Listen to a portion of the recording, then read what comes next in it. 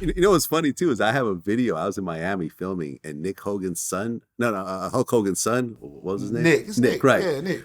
I have a video of Nick Hogan using the N-word. Right. So, you know what I'm saying? like, not in a really derogatory sort of way, but trying to be down. And Nick be on that other shit. Yeah, so, exactly. So, which is sort of like, right. Okay, that's racist, but you're be on that other shit. Using the N-word? Like, as a white guy? Like, what the fuck is going on here? Your daughter's dating a black guy? What the fuck kind of family? Right. Nick be on that other shit.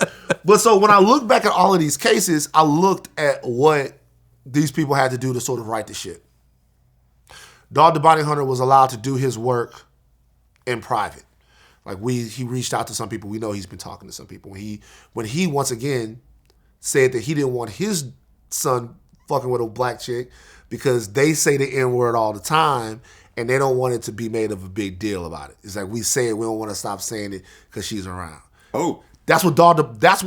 See what I'm saying? These are conversations where people are really having to where we know that it's, Hulk Hogan got a little bit of support from some of the WWE people to black people. It's another difference because there was some black guys at WWE that came out and was like, Hulk Hogan's still my homie. I'm like, God damn, no, he's not.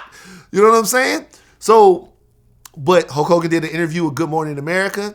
He did the interview with Good Morning America, comes back. He wasn't reinstated to the WWE right away, but he was allowed to go wrestle and stuff. It's just, there's no way, it's not a situation to where when someone comes out and espouses their actual real thoughts about black people. I'm not talking about people who we can legislate whether or not they watched the documentary or where they really have these beliefs or they straight up say I'm not anti. I'm talking about people who in their private moments have said, I don't fuck with black people like that. Yeah. Yeah, Kyrie technically didn't say anything. All he did was tweet a link. Now he handled it badly, but what I'm saying is that like when these people get to do their comebacks, they don't have to go do 2 weeks with Dr. Umar. You know what I'm saying? Like they don't have to. You know what I'm saying? They don't have to. That's not what they make them do. Oh, they don't.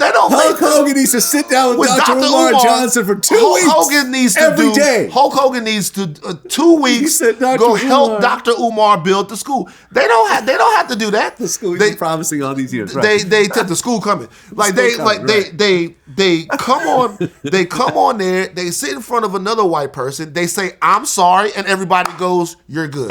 But for Kyrie, they really wanted to put him through an entire mental course of assuring, and that's the type of safety, of security that we never really feel like we have. We never really feel like that's the deal. Michael Richards, you know what Michael Richards said at the Laugh Factory? And I'm sorry that he catching strays. I'm sorry that all of these guys catching strays. But Michael Richards said at the Laugh Factory when he was getting heckled, he said, he's a nigger, he's a nigger, he's a nigger. And then he said something else that people never talk about when they talk about what Michael Richards said. He said, if this was 50 years ago, I'd have you hanging from a tree with a fork up your ass. That's what he said. Well, to be fair though, his career was over after that.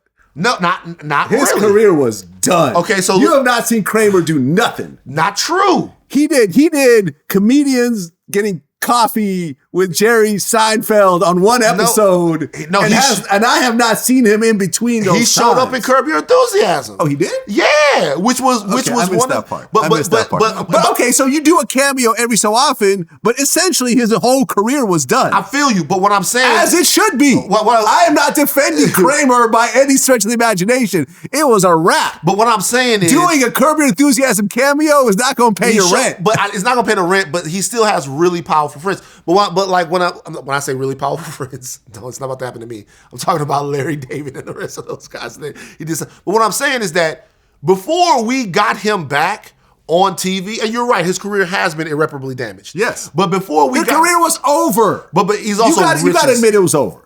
Yeah, it was. I mean, no. His career has been irreparably damaged. But before we got to see him, did we get any assurances? Did we get any? Did the people that were going to put him on HBO, Did they give us any assurances that he did not have one racist bone in his body? They just don't do that. And so when I saw that list of things, I'm like, man, Kyrie should have handled that whole situation. And when I saw that list of things, I'm like, to be real with you, they are trying to break him. They are. Like, to be real with you, I don't give a fuck what you... there's no doubt about the fact that they are trying to make sure that everybody knows this motherfucker don't mean no harm. It was too much. Yeah. And any rational person... And it's funny because Jonathan Greenblatt, the head of the ADL, was on the Breakfast Club, and he said that they didn't even agree with it. Right. You know what I mean? They didn't even agree with and it. The ADL has a history of overreacting. You know, like the whole Dave Chappelle thing, how they had a problem with it, I thought was silly. Yeah. Like, come on now. Seriously. Like what Dave Chappelle did on SNL, I thought was relatively fair and balanced. Yeah. You know what I mean? He did not put Kanye on a pedestal, even though I know that they're friends. Right. You know, he made some jokes, but this is I thought was actually fair.